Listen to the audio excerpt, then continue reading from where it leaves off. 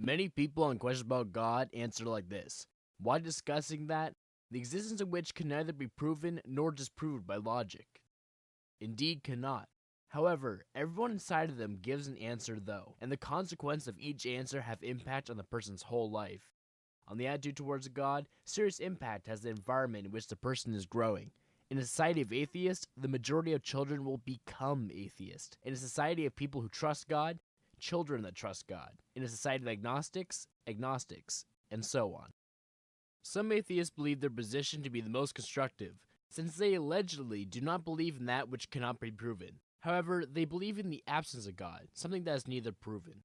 And the agnostics believe in the impossibility of cognizing God, and that too is not proven by anyone.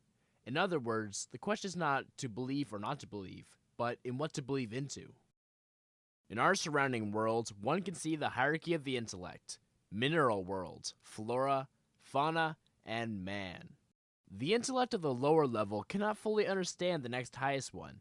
The cabbage cannot understand what is a goat, and when the goat eats the cabbage, for the latter, this is an inexplicable intervention from the higher level. The same way, goat cannot understand what is man, but has it reasons to believe that the hierarchy of intellect stops on it? And does the man have such reasons?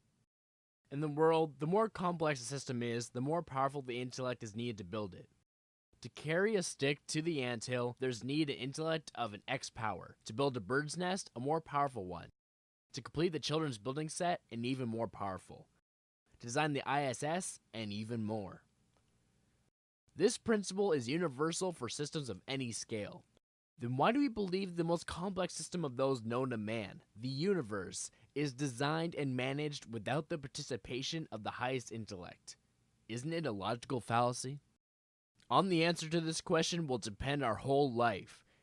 If we're going to believe that the hierarchy of the intellect ends on man, and that the universe is made without the involvement of the highest reason, then it's unlikely that life has a meaning.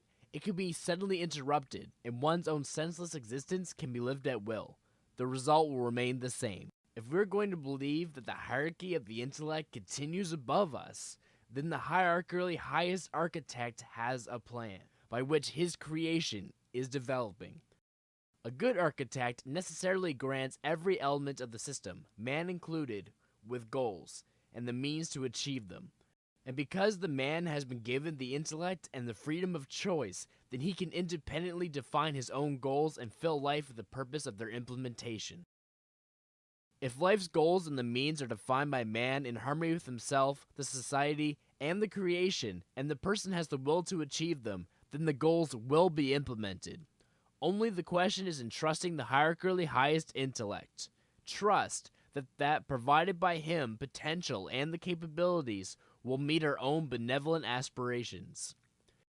Everything that is accomplished in the best way during those ethics that are characteristic for the people. The way of his providence is unknown. Although people believe in his existence, they have no actual trust in him.